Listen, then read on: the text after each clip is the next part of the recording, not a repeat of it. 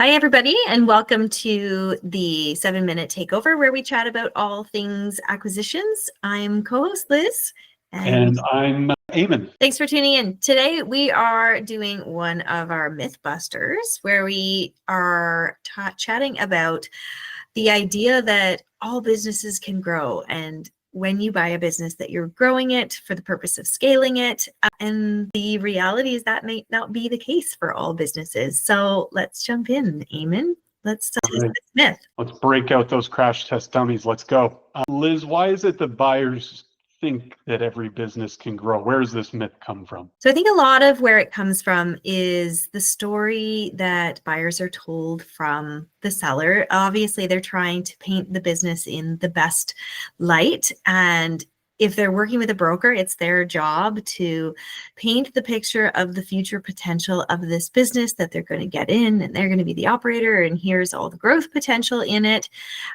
But it's not always the case. So how do you sort of, ruffle through this story and get to the truth? So you're trying to tell me that the selling brokers are maybe painting a rosier picture than may be the case? Is that the case, Liz? Where have you commonly seen this? Sometimes, there's lots of growth potential that is often described that hasn't been realized. So, here are all the things that the current business owner is not doing that you could do. But in some cases, they haven't done those things for very good reason. So, for example, we saw a company that was manufacturing and distribution, and they hadn't really expanded outside of their geographic area. So when it was purchased, the purchaser, expected them to be able to expand and let's manufacture and distribute to different regions, and we'll grow that way. But part of the holdbacks was that the product was so heavy that the cost to transport it to these other geographies wouldn't make the price competitive. And so that was one of the reasons they hadn't grown in this situation. So sometimes all the things that you can do in a business are often not done for very specific reasons. So yeah, what are you seeing, Eamonn? Yeah, I agree with you. We've certainly seen that. It would be easy to do this. Well, if it was easy, then why wasn't it done? Another sneaky one that we see is where the claim is made that if the owner just had time to dedicate to this idea, but really they're only working 20 hours a week. Another somewhat common claim in seller broker conversations.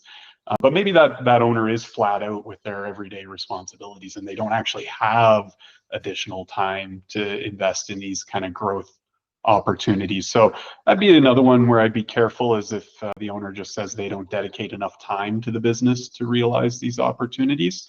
That can be kind of a difficult one to verify, I guess, on the outside. Yeah, I think a good question to ask sometimes is, of these growth strategies, what have you tried? Asking these questions to the business owner. What have you tried that didn't work? Or what did you want to try, or that you feel that another business owner buyer could try, and why haven't you tried those things yet? So, or why did it fail, right? If you did try it in the past, what was the challenge you ran into?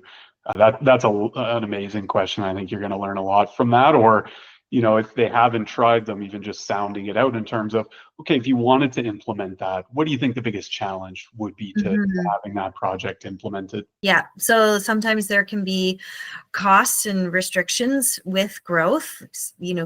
Capital expenditures, for one, is if you've got to run a second shift, the growth potential's there. Just run a second shift, perhaps, and there's a cost to labor with those things, and sometimes other location resources and that sort of thing. So really evaluating, okay, there are all these growth potentials that could be realized, but what is the cost to implementing some of these growth strategies as well? Yeah, and before we stop beating up on this idea altogether, I think that the last thing I'll mention is that very few sellers or brokers will be putting a page together to highlight all the areas they think the business is going to contract in the upcoming year, that it's going to shrink.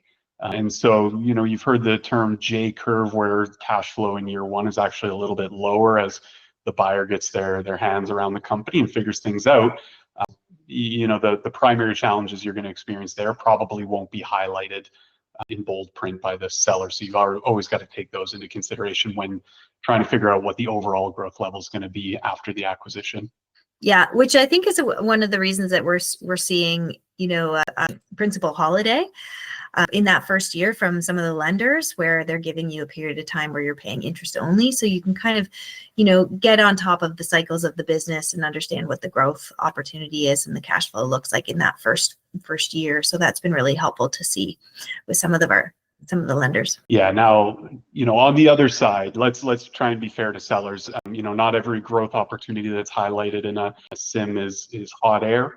Some businesses have just really been built to foster long-term growth, either through long-term contracts, carving out a really competitive niche position within their market. So, if you're looking at these types of opportunities and you think that there is growth, one way to potentially reward the seller for what they've built there, but also to protect yourself, would be to offer some type of contingent payment structure as part of the offer. So an earnout, or even some delayed seller financing to ensure that they're bought in to the long-term success of the business in that way. And then you can ideally get them a higher headline price to recognize that growth without risking it all on over leveraging yourself or the company itself. Yeah, let's share some of the risk and participate in the story going forward, and hopefully both parties can meet in the middle and make a deal happen. All right, so I don't know, did we bust this myth or not, Liz? What do you think? I think we cautioned the scenarios. There can be, on the other side of the coin, there can be situations where the buyer is hesitant to show growth potential, and there really can be some gems there. So I think do your extra due diligence on these growth strategies, really dig in, a few more layers deep, and protect yourself if there's a room for an earnout in the conversation, and away you go. Yeah, and I think the last word for me is, just be happy that with modest growth, if that is what happens, just make sure you structure the transaction so that you're going to survive without any of these major growth opportunities coming to fruition. Yeah. Also be satisfied if the company doesn't make it to the moon and back. Be happy that you've bought a good, stable company, and you're satisfied with the returns that it can give. Awesome. Wonderful. All right. Well, that's a wrap for this episode. So we'll catch you next time. See you, Liz. Take care, everybody.